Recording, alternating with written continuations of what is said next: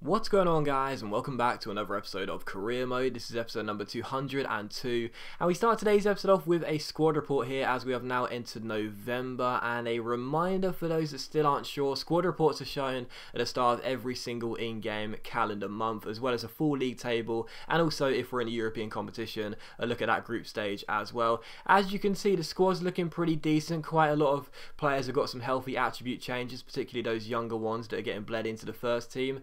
And, you know, as I mentioned before, this Arsenal team, we have remodeled it a little bit. We are starting to bring in younger players like Unlu and Mendy and Holland and Sarr and players like that who are coming straight into the first team. You know, maybe not the first 11, but even on the bench, and sometimes some of those players in the reserves, but will play a lot of cup games and midweek games. And, you know, we are looking pretty decent right now, as you'll see by the league table as well. We're currently sitting top of the table. Things have got off to a pretty decent start this season, but there is still a long way to go with Arsenal. We've still got a lot of work to do. There's still quite a few players right now who are in this team, players like Cazorla and Debussy, who will be retiring at the end of the season, Koscielny, who will either be getting sold in January or probably released at the end of the season, that we do need to shift on and find long-term replacement for. Same as Mesut Ozil and Alexis Sanchez. You know, Szczesny as well, the goalkeeper, I'm probably going to be replacing too, because quite frankly, he's been dropped for Chris Ince right now and he'll struggle to get back into the team. So yeah, there's still a lot of work to do with Arsenal, and I'm still really enjoying this, you know, like I really am. It's been a very good start for us, yes, this season, but there's still a hell of a lot of work to do. And, you know, the board wants to win the league, the board wants to win a domestic cup, and they also want us to reach the semi-finals of the Champions League. And with this team, we're more than capable of doing that, but there's still a lot of work to do in terms of the personnel and completely remodelling and restructuring this Arsenal team from top to bottom. So we take on Genk for the first game of today's episode here in the Champions League. Now, as you can see by the group stage right now, it's going to be a very tight finish, I predict. I think there's probably going to be, well, Arsenal, Sevilla and Porto are probably going to be battling out for those two places, so one of those teams will miss out. And of course, we drew away with Genk by 1 goal each, so coming into this game, they've only got 1 point from their first few games. We needed to make sure we would win at the Emirates Stadium and get ourselves back to winning ways in the Champions League.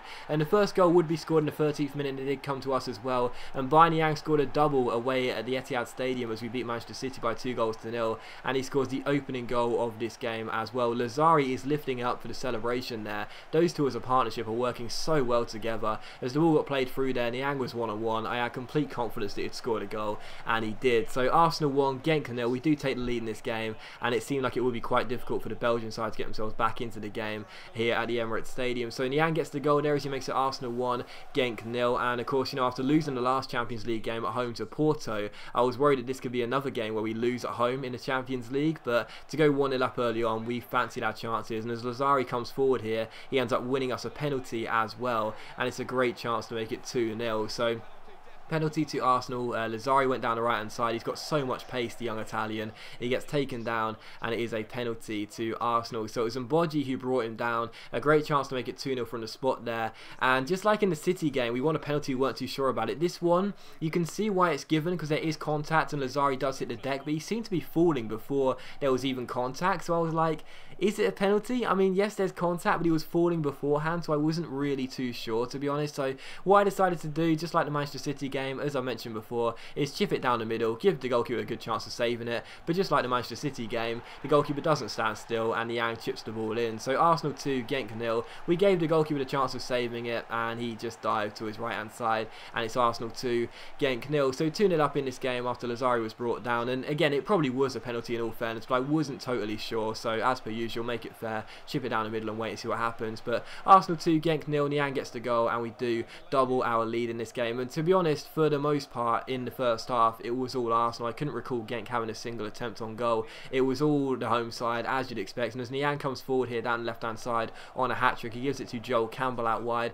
Campbell takes it around his man with the roulette here, almost ran out of play but kept holding the ball, crosses the ball in towards the centre, and Rodrigo Lazari's header, well, what a goal that is. I've mentioned before, Lazari is so good in the air, which is a real surprise because he's actually only 5'7". I thought he was 5'9", 5'10". He's actually only 5'7", but he wins so many headers. It's crazy. This guy wins so many headers in the air and so many aerial duels. And as he crosses the ball in here, Joel Campbell, you don't expect him to win this header, but he does. And what a header it is as well. It goes past the goalkeeper into the top corner, loops over him.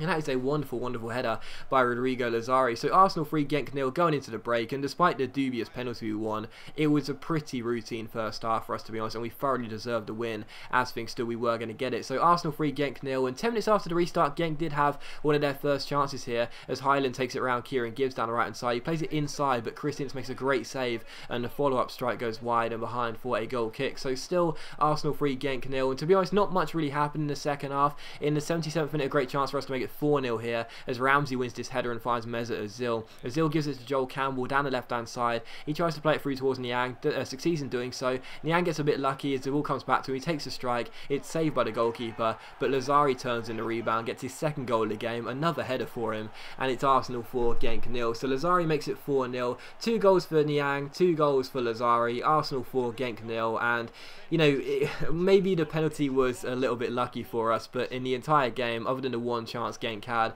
it was all Arsenal, and we were thoroughly going to deserve this win. So Arsenal 4, Genk 0. In the 90th minute, Chris Ince was desperate to keep a clean sheet. Genk did come down his right hand side with Gherkins finding Highland. He plays the ball inside towards Schreiber as he keeps holding the ball, plays it backwards, and the shot goes just wide the post and behind for a goal kick, and we would hang on to the clean sheet as well. So great to see Chris Ince pick up another one, and it does finish Arsenal 4, Genk 0. So a thoroughly deserved win for us, a big win too, and with 2 games to go in the Champions League, as you can see, Sevilla did beat Porto. It's going to be very, very tight to see who misses out between Sevilla, Porto or Arsenal. Genk are pretty much out of it right now, but even so, that win, that big win, was a massive, massive, massive plus for us, to be honest. I mean, that win could not be understated. You know, after losing to Porto at home, after the draw against Genk away in Belgium, we had to win that game and do it convincingly, and we did. So final score, Arsenal 4, Genk 0, and despite the well, would you call it a dubious penalty? I guess so. Despite the penalty appeal, it was still a deserved 4-0 victory. We take on Cardiff for the second and final game of today's episode. Here is the Welsh side travel to take us on. Of course, right now we're in a really, really good run of form, looking very strong indeed, and we did decide to make a lot of changes for this game due to the fixture congestion and the fact we had a lot of tired legs from that game against Genk in midweek. So Cardiff come and take us on here, but the first chance would fall to us directly from kickoff, as Odi Barjo has had a great start to the season, comes forward here and strikes it from range, and it almost goes in. What a goal that would have been, but it goes just over the top of the bar and behind for a goal kick. So still 0-0, but showing our intentions early on, and I've got to say as well, I just mentioned it a minute ago, didn't I? Odi Barjo's had a great start to this season, and you know, if we didn't have so many good strikers and forward players in this team, he would definitely get in the side a lot more often. But from the goal kick, we win it back again. Odi Barjo comes forward here looking for his first goal of the game, and Costile makes a very good save. So still 0-0 in this game, but a couple of good chances there for our young striker. But in the 30th minute, we win the ball back here, and Danny Welbeck finds Rani Unlu. Unlu takes it over the halfway line and plays a brilliant ball over the top towards Odi Barjo. Great first touch and an even better second touch. Lovely composed finish, and Jermaine Defoe's regen makes it Arsenal 1, Cardiff 0. So Odi Barjo grabs the goal there. Lovely little assist by Rani Unlu, and a brilliant finish by Odi Barjo. So 1-0 to Arsenal in this game. Odi Barjo getting the goal, and you know, I really do like the look of this striker, and I would like to include him more. But another great assist for Rani Unlu as well. He's had a great start to the season too. There are just so many good new gen / regens we have in this Arsenal team right now. I still want more, obviously, but the future is very, very bright with this Arsenal team for when the old guard do decide to leave the club. So Arsenal 1, Cardiff 0. Unlu's assist, Odi Barjo's goal, and in 27th minute here, Odi Barjo's on the ball again here, looking a real threat and a real handful for Cardiff early on. The ball comes to him here, and he finds Eduardo Vargas. His strike is well saved by Costile though, and Cardiff get the ball away as we don't get to the rebound first. So it's still Arsenal 1, Cardiff 0. 5 minutes after the restart, though, a great chance for the Welsh side to get themselves back on level terms. They cross the ball in, the header is flicked down towards Craig Noon. He finds Abel Hernandez, and they do grab themselves the equalising goal. The Uruguayan smashes the ball past Chris Ince and makes it Arsenal 1, Cardiff 1. So the travelling Welsh fans must have been delighted with that goal. Came out of nothing, really. I mean, for the entire first half, it was all Arsenal. In the second half, I thought it would be the same sort of thing. But in the second half, no, 5 minutes after the restart, Hernandez gets the goal,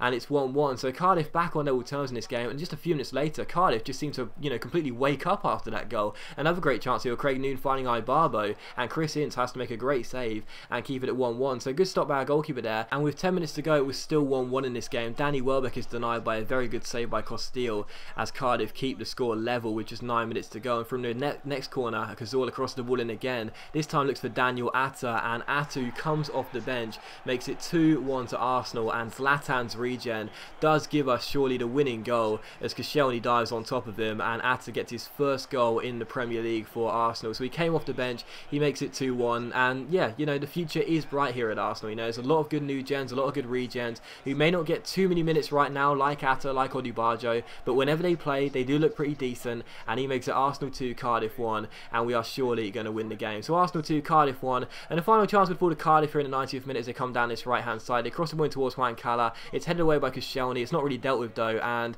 well, it turns out the final chance does result in a goal because Ibarbo makes it Arsenal 2, Cardiff 2. He's such a handful on Ultimate Team. He clearly is in career mode as well, but I gotta say, what a finish this is by Ibarbo. Look at the way he strokes that ball into the bottom corner, and Chris Ince is just watching it. He knows he is never getting down to that. What a finish by Ibarbo, and Cardiff do stun the Emirates and grab themselves a point in this game with the final, well, pretty much the final kick of the game, to be honest, because the referee blew for full time straight after. So Arsenal 2, Cardiff 2, Ibarbo grabs the equalising goal, and we do drop 2 points here at the Emirates. The result came out of nothing really. We definitely deserved the win. We felt as though we played well enough to get the win, but sadly for us, 2 goals for Hernandez and Ibarbo do mean we drop points and do draw the game 2-2. But that is going to end the episode. So as always guys, a big thank you for watching the video. Really hope you have enjoyed it. If you enjoyed the episode, then please do leave a like, and I'll see you for the next episode of Career Mode very soon.